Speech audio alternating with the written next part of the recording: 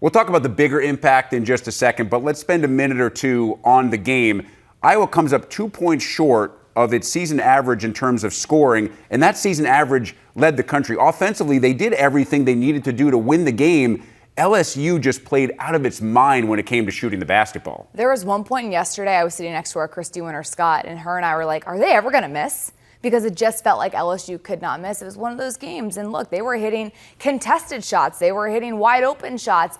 And then you have a player like Jasmine Carson come off the bench for LSU, who's averaging 8 points on the season, hadn't scored in an NCAA tournament game for the last 3 games, and then just goes lights out in the first half and has an unbelievable impact when it comes to bench points.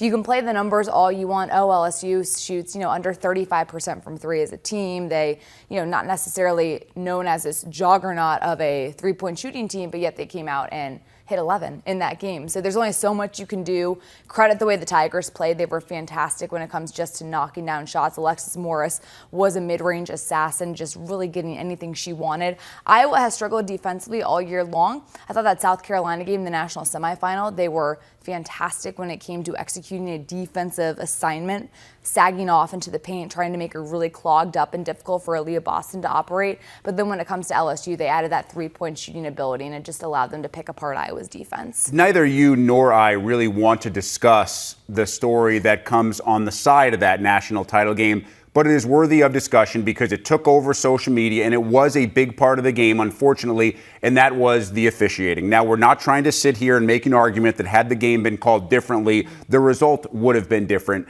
but it certainly impacted both teams. It was called much more differently, much more tightly than I've seen other games called, and there were some questionable calls. Caitlin Clark's technical made absolutely no sense to me, Megan, and you don't want to focus on that because the year was so great, but at the end of the day, that is a big part of the discussion about what the national title game was. It's a shame because this was such a tournament full of talent and so many great moments and so many great players. But it is all you're seeing right now on social media. It's really difficult as a player when you get 2 fouls in a first quarter to play loose and play hard fully to your ability when you do have to worry about a little touch foul is going to get called. It was officiated completely differently in that South Carolina game, the national semifinal. It was a physical battle. You were allowed to have some contact and get rebounds, and you're allowed to try to get position to box out. And in that game, it was called completely differently. For Monica Sonata to pick up early fouls, for McKenna Warnock to pick up early fouls, it just makes it difficult for a team like Iowa to play at its best. Lisa Bluter had to go to her bench and give a player like Addison O'Grady a lot of minutes, who hasn't necessarily had a lot of minutes this season. She did a really good job considering the circumstances, but I don't think Iowa was really able to play at its full ability because of how tightly officiated that game was. Look, it was both sides. I mean, LSU. Angel Reese had to sit on the bench in the first half as well. Yeah, and there are some calls. I mean, I was like, wow, Angel Reese just got the crap knocked out of her. And on the other side, you have the same thing with some of the calls down low for Iowa. But the technical foul with Caitlin Clark stands out the most because Iowa had already been issued a delay of game warning. And then they later came out and said the ball getting flipped by Clark was going to be a technical foul on Clark, but there was a dead ball situation after a foul got called, and it was assessed to Caitlin Clark when those types of dead ball delay of game situations are typically assessed to the team. So just a lot of things didn't really make sense, and unfortunately it is kind of the narrative going around, but look, it should not take away from the fact that LSU played fantastic. They shot lights out. They deserved to win that. They were the better team. Performance. They were the better team on Sunday.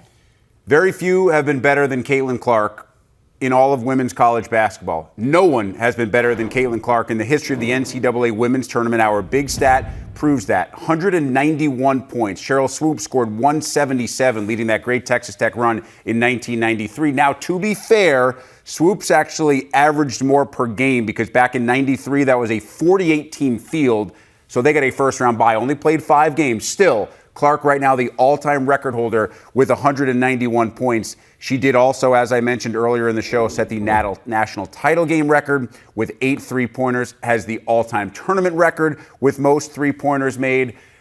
Back-to-back 41-point games, first ever 40-point game in a national semifinal. To me, the Elite Eight game with the triple-double was the most impressive of all. How do you try to encapsulate and put into any kind of realistic perspective what Caitlin Clark did this year and specifically this March and early April? Caitlin Clark has become the face of college basketball. Not women's college basketball, not men's college Totally basketball, agree. but college basketball overall.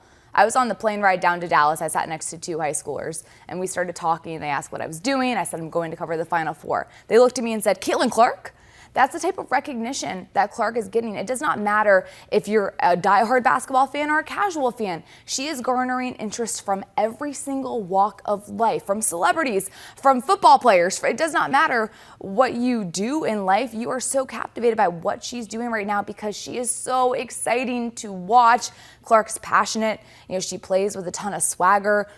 And you can tell with this Iowa team how much they love each other. And that starting five started 93 games together. And Clark was a huge part of the success, but there were also pieces around her, and she constantly gives credit to them.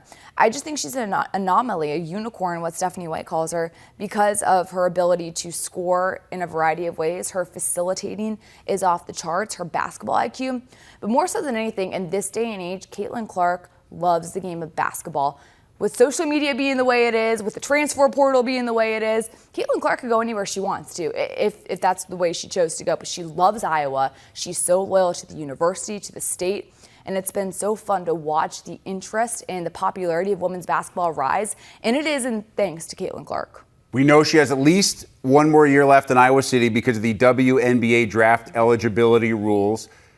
As far as college eligibility is concerned, she could have 2 more years. That would be a bonus for Lisa Bluder. We're going to have to wait a year to see. You were there. You saw the emotions obviously pouring out in both the post-game press conference when you did an exclusive interview with both Caitlin Clark and Monica Sonano.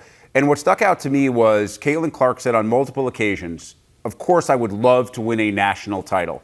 But what's more important right now is what I have done and what we have done for the sport of women's college basketball. And at the end of the day, she said that she hoped that if any one little girl was watching and she changed that little girl's outlook and that little girl could believe that what Caitlin is accomplishing is something that she could accomplish as well, then she feels like her job is done, even short of that national title. And that to me really struck me. It's more than just basketball with Caitlin Clark and this Iowa team. That's what's so unique. And Clark's just really mature as it is. I remember interviewing her first game ever on the Big Ten Network. And she was just so poised, and she was a freshman. And I was like, are you sure you're only 18 years old? But she understands the moment. She understands, the gravity of women's basketball. She loves it, and she wants to be a great liaison for the sport. And I think she certainly has emerged as that, giving the proper respect to, other players like Aaliyah Boston, and she's raved about Dawn Staley. She has a lot of respect for, her opponents off the court. On the court, she fights, Sure. And I think that's fair to say. We see so many of these women playing with passion, which is so much fun to watch nowadays. But I think at the end of the day, she's just a great liaison for the sport because of how much she loves basketball. And I think one thing that's fascinating to me, Megan, is that sometimes women are treated differently than men when it comes 100%. to sports and when it comes to swagger. And if a man does it, it's tough and it's nasty and he's a dog and he's a baller. And if a woman does it, well, it can be considered catty or nasty or dirty. And I think that is changing a little bit. And I think that Caitlin Clark is a part of that. I even think that the Angel Reese moment at the end of the game where she waved her hand in front of Clark and kind of pointed to that ring finger saying, it's mine. Some people may say it's taunting. Some people may say it's nasty. Listen, Caitlin plays with a swagger too. And I don't think it really upset her as much as it upset all the people that are jumping on Twitter and calling it bad, nasty. If this was the men's game, I don't think that people would be saying as much of that. And I hope that this kind of leads to that changing and us viewing them in the same lens. Women's basketball has become so much fun to watch because of the passion, because of that piece. Yes. And you know what? You are allowed, you gave your blood, sweat, and tears to this game, and you're allowed to play with a little bit of passion, a little swagger. I think it's really good to have that fire. And even though a lot of people have taken the Angel Reese, hand in the face thing the wrong way, I understand, but I also think it's important that, she does play with that type of passion. I think it makes her an exciting player. It makes Caitlin Clark an exciting player. And for, like you said, for it to be characterized as, classless or whatever, the same thing would happen in the men's game, and we'd be saying, oh, wow, that's so cool. Right. Oh, wow, that's so tough. Like, that's funny. But yet in the women's game, it's not necessarily there yet. I think we're getting closer to it. Closer, I hope. We're getting closer to it. But I do think it's important that you can play with passion and not be penalized for it. Welcome back to Big Ten Today. Already been an amazing year for the Minnesota Golden Gophers. racked up the Big Ten regular season championship, and then 13-3 outscoring the competition in the Fargo Regional, running through Fargo in a really tough regional field. Gophers onto the Frozen Four. Well, on Thursday night, they will face BU in the first of the two national semifinals. And with that in mind, it is time for today's big interview. As we head to the Twin Cities, we are thrilled to be joined by Gopher freshman and Hobie Baker Award finalist Logan Cooley. Logan, we'll get to the Frozen in just a minute, but first I want to start with that. How crazy is it for you, a guy just getting your college career started, to be one of those three Hobie finalists and know that in a couple of days you could be named the best player in all of college hockey? Yeah, I mean, it's truly an honor. Obviously, I'm playing with two unbelievable line mates that, have helped me get to this point. The coaching staff, everyone has supported me so well here at Minnesota, and obviously, it's truly an honor. Obviously we're going there to, win a national championship, and obviously if the Hobie Baker, if it gets to that point, it would be pretty special. All right, let's get more on that line. It's being called not just the best line in all of college hockey, but arguably the best line in Minnesota history, and that's some pretty heady competition. You're talking about obviously yourself, Matthew Nyes, Jimmy Snuggerud. When did you guys feel the connection was there? How quickly did that appear for you guys when you got together for the first couple of times?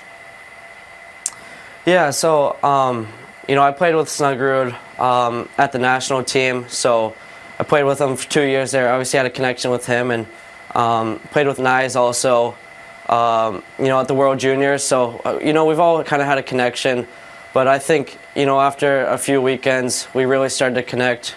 Obviously, hanging off the ice, and obviously we push each other every day. We're all super competitive, and and I think that translates onto the ice. All right, Logan, I can see the earpiece is giving you a little bit of trouble. Feel free to keep your hand over the earpiece if Perfect. It's easier for you to do that, and make sure you can hear me. Yep. Everybody wants to make sure that they can hear the questions so they can hear your answers, more importantly. How do all of the strengths that you guys have between you, Matthew, and Jimmy, how do they all work together?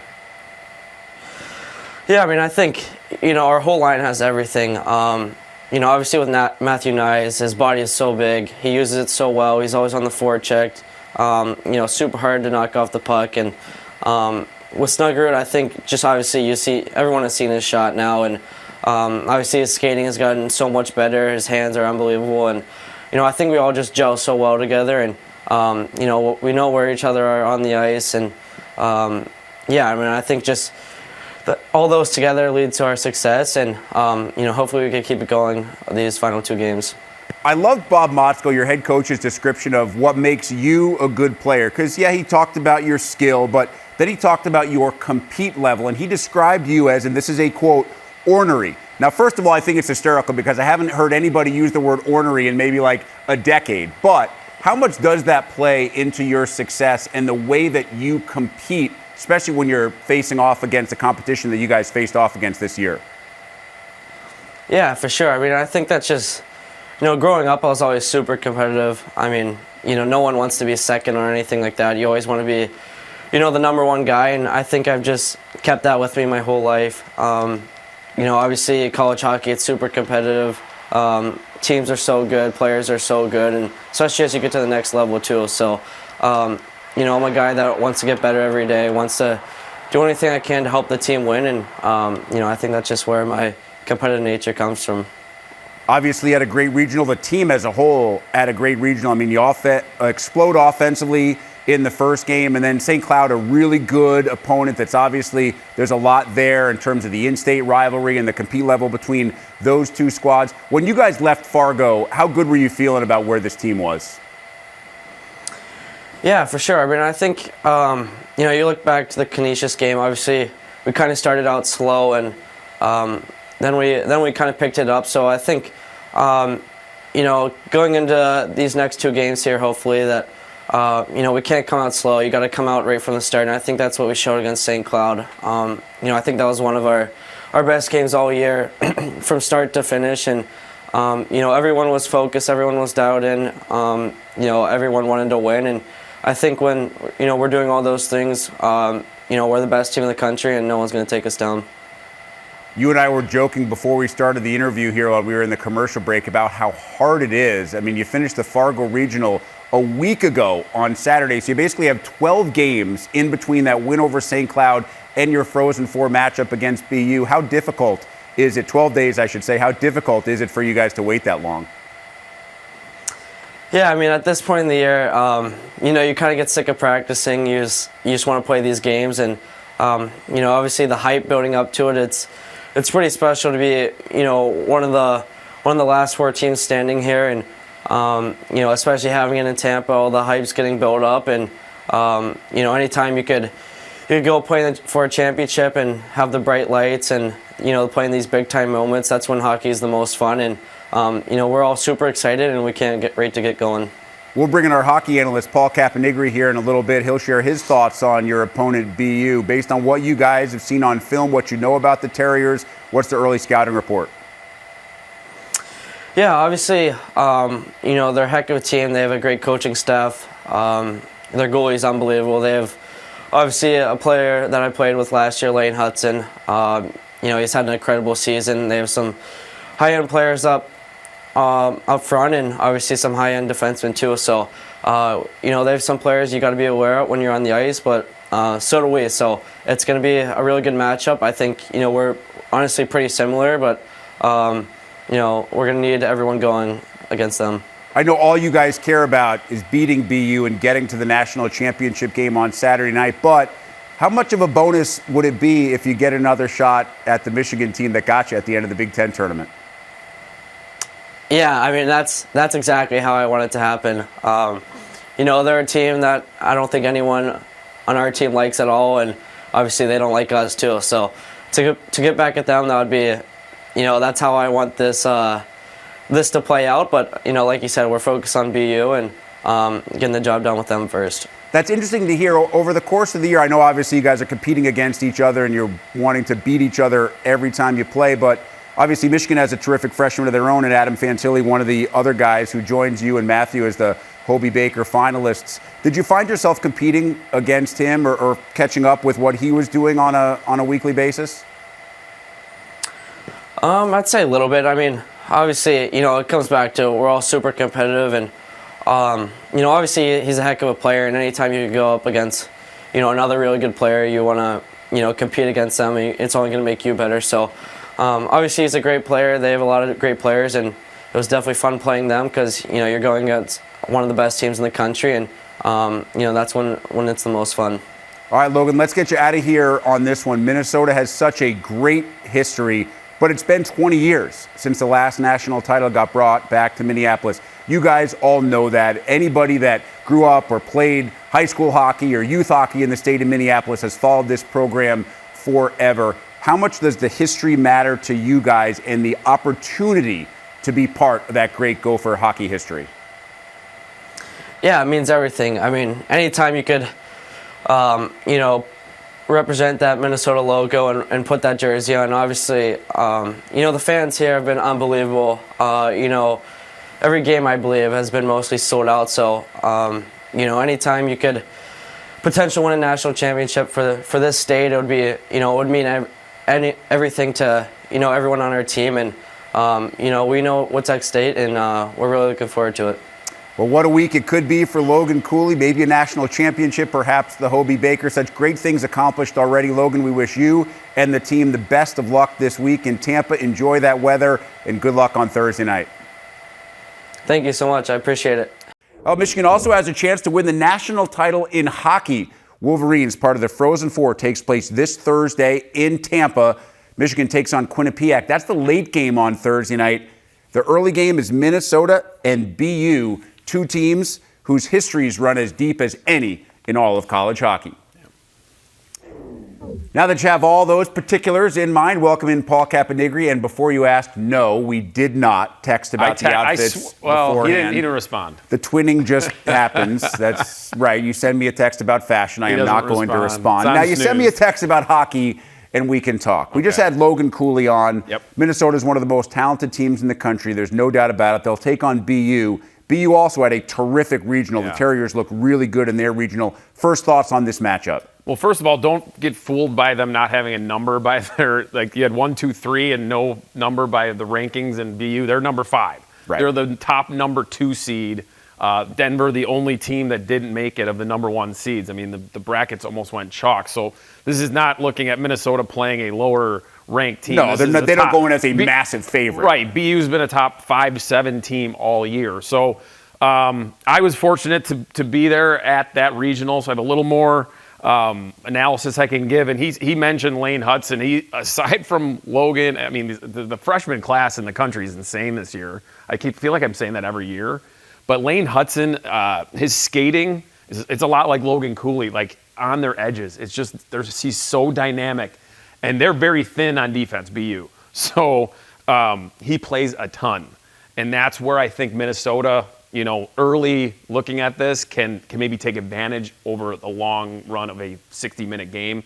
As BU's thin and he plays a ton, they can hopefully. Well, and the Gophers have so much depth. I mean, they can roll out a fourth line that a lot of teams would love to have as their first or second lines. Yeah, and then on defense too. I just love all the combination because their D get involved. Like Jackson Combe is up in the plate, Brock Faber. They all get up there and they'll wear your defense down because you're chasing them around in the defensive zone for 45 seconds to a minute. In a game, when you're talking about these games, when these teams are so tight, those little details of wearing a team down in the offensive zone, you might not score, for a period, but over time that can wear a team down. I also think that Minnesota, and they were a confident team all year long, but the way they played in that regional, and if you were with us just a few moments ago for that Logan Cooley interview, you heard him say he thought the game they played against St. Cloud was the best game that they played in terms of all levels of hockey, offense, defense, special teams, goaltending, all year long. That's a team that was ranked number 1 all year long. I know it's 12 days between that game and the national semifinal, but if you feel like you played like that in the final of the Fargo Regional, you have to head into this game with a ton of confidence. Ton of confidence that they won. They went to a regional where a lot of people complained that they were unfairly seeded. Probably the toughest regional out there. Right, because they had, they didn't get the number 8 seed and then the number 13. They got 2 of the middle because they wanted to put Minnesota teams in the Fargo region with Mankato and St. Cloud. So a lot of people thought, this is an unfair second round game. Well, maybe they took that a little personally. Like they were saying, hey, what do you mean? We can beat them. They knew the team. They'd played them twice. And, I think Coach Motzko likes to see that, but he wants to see their best of the best next week. And let's also put in the fact that most of these guys were there last year. Obviously not Cooley and Snuggerud and a few of the other defensemen, but Justin Close and Net's been to the Frozen Four, Nyes, Faber, Johnson, all those guys now have that experience. They know what's going into it, so I think that is another benefit. I also love the fact that they're embracing the history. The Logan Cooley says, listen, we know, every single guy on this team knows that 2003 was the last national championship. Every single guy on this team wants to be part of the next national championship because I think they're embracing it but not feeling the pressure that's behind it because it has been so long and so many really good Minnesota teams in that span of the last 20 years haven't been able to get it done. Yeah, and nobody's under more scrutiny in college hockey than ever Minnesota. I mean, you could argue North Dakota, but that's still a kind of small market. You're getting into University of Minnesota, there's 45,000 students at least. All the fans, all the the TV exposure they get, they're the one team you got to work to get like media with them because they're so busy with that stuff. So I think that helps them too, is because they deal with it all year. They're going to go to Tampa, and it's going to be just okay. Again, I got to do more stuff. But I think those young guys are, man, they played in some big games before even coming to Minnesota that. Well, in the World Juniors, a lot of them have been on the international stage as well. And it just doesn't seem to. I get more and more amazed by it. We talk about it every year. It keeps building how confident and these 18-year-old kids come into college hockey like, I don't have to figure it out first. I'm right in full speed ahead and the success they're having. And I just think that just kind of builds up. And then now they're going, this is my first time, but give me 18,000-seat packed house for this game. Let's go.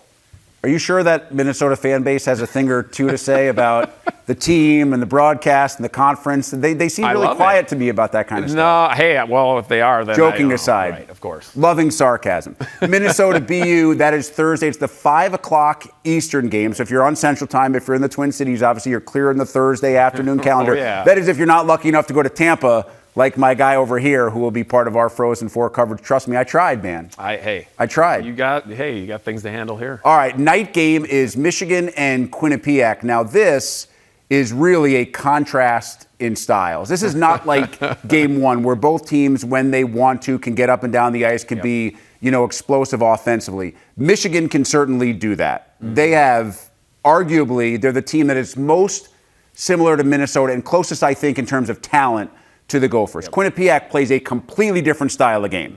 If they score first, they go into the old Jacques Lemaire left wing lock and they just try to shut things down. So how does Michigan make sure that Quinnipiac cannot do what they want to do? Well, get off to a good start, obviously. If you watched that Ohio State game in the regional final, Ohio State got off to a good start, and Quinnipiac had to be in more of attack because clearly they needed to score. But as soon as they got those 2 goals and got the lead against Ohio State, they shut it down. They didn't have a shot on goal for over 20 minutes of the game, like over a period of game. They did not get a shot. But Michigan's different. They have so much firepower and the back end too. I actually liked what happened against Penn State. They were down. They were 0-0 all game. This is Michigan in the regional final against Penn State. They got down. They're late in the third period. Do you think the pressure maybe is going to get to them? No. They didn't try to cherry pick. They didn't go out of their game plan. They stuck with it. They found a way to score late in the game to tie it under pressure and then win it in overtime. So I love that as kind of like a good preparation. Even though Penn State plays differently, but how that game was played was more like a Quinnipiac-style game. So winning that game was huge that way. Some fascinating storylines in that semifinal as well. Michigan has been to the Frozen Four more than any other team in the history of college hockey, but this year they do it with a former player and a guy who is still the interim. Brandon Naurato is still the interim head coach, right? So that was the big news over the weekend. That's what happens. That's what happens when I'm in Florida. On my vacation before he goes to Tampa. All right, so Naurato gets the nod. That's bad knowledge on my part. How much does that change, for him? Does he feel like a load is off now? I think it's just one less thing for them to answer going into this week. So I think at this point, it was a matter of time. I think he had proven himself all year. He was going to get the job. I think so, and I think it was actually a perfect time to do it. Why? Well, just because that's not something he's got to worry about now. The team doesn't have to worry. This is my coach next year. It's good for recruiting. All that little stuff that now you don't have to answer questions this week because this is the biggest media week of the college hockey season. When you're in Tampa, you're going to be pelted with that question like, hey, you got your team in the Frozen Four. When are you going to get the interim tag off? And they don't have to answer. Now, when people are going to ask these, it's going to be great positive answers. Like, yeah, we got it done. We can focus. It's all about this season and in the future for Michigan. So I love that they got it done. And I think for him, he earned it.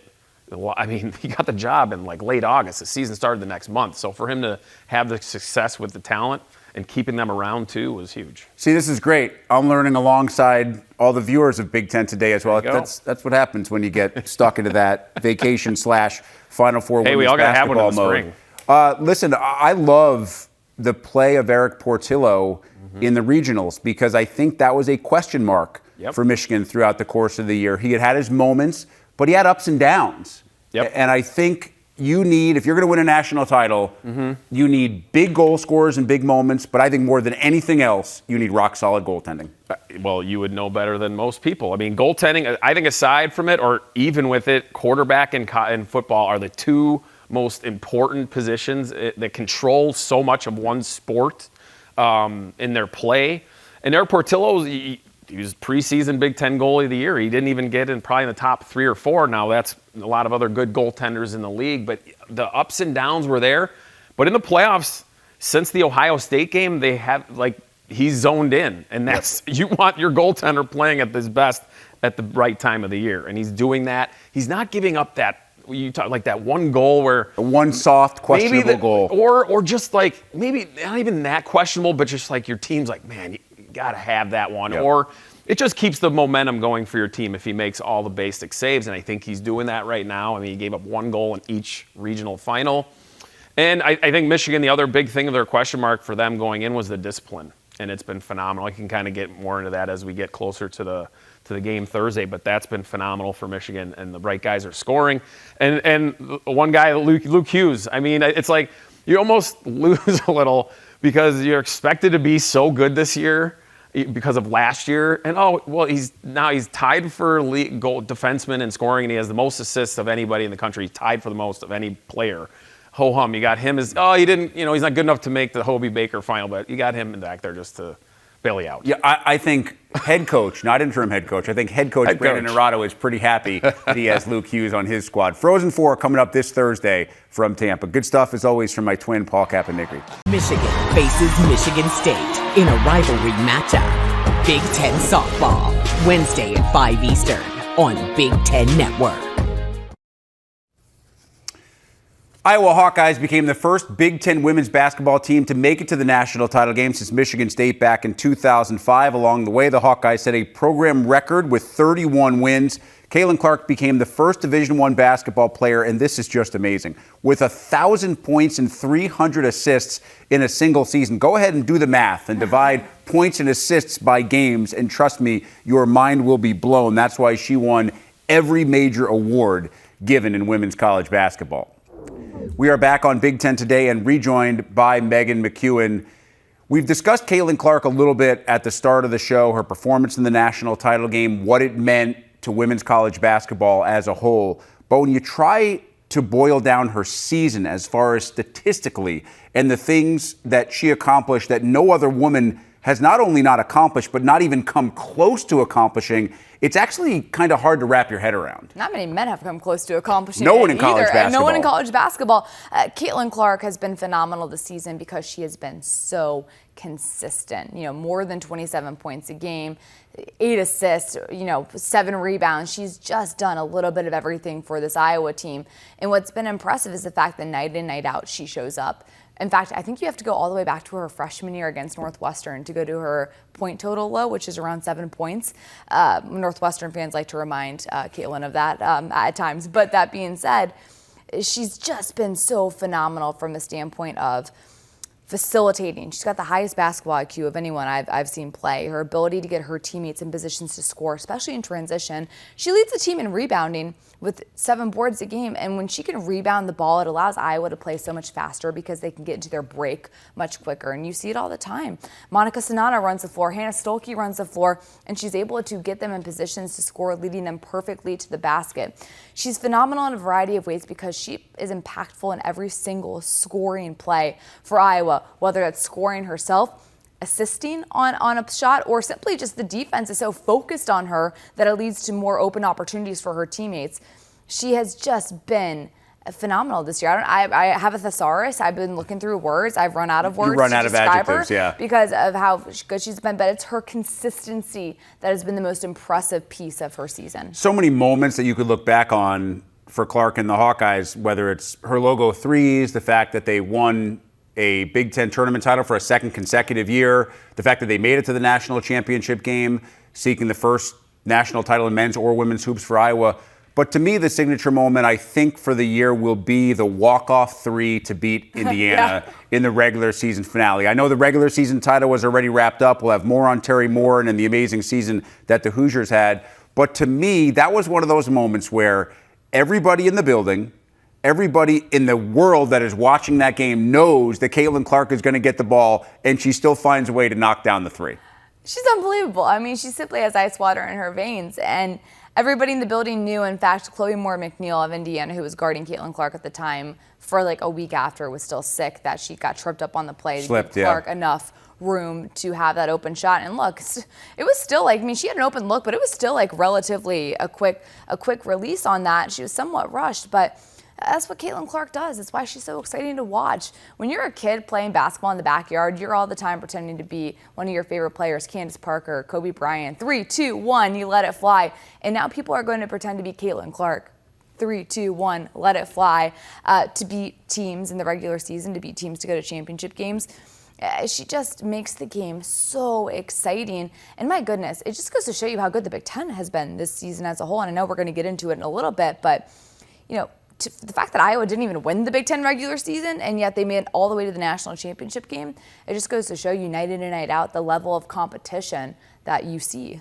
And there was a lot of talk after that game about how much Iowa will miss Monica Sonano and McKenna Warnock, the two seniors who have exhausted their eligibility and can't come back next year. But you start to look at what does come back next year. And in addition to Caitlin Clark, you obviously expect huge leap from Hannah Stuelke, who had a terrific freshman year. Gabby Marshall hit so many big shots. Kate Martin was kind of considered the glue for this team. That's what she was called. I mean, I know this league is going to be loaded again, but Iowa specifically, I think the expectations are going to be sky high. And you find a post player that can, I'm not going to say match what Sonano did, because I don't think anybody's ready to do that, but offer some kind of inside presence. And this is going to be a team that everybody's going to want to watch again next season. It doesn't matter. As long as Caitlin Clark's on the floor, people are going to tune in to watch. It's still a team that's going to be really good next season. I mean, you have Hannah Stuelke, who is the 6th Woman of the Year in the Big Ten, got a lot of confidence playing more so of a role this year that will likely come in and be more impactful next season. Kate Martin, the guard, is the glue for this team, as you mentioned. She does all of the little things it takes in order to win a game. She is...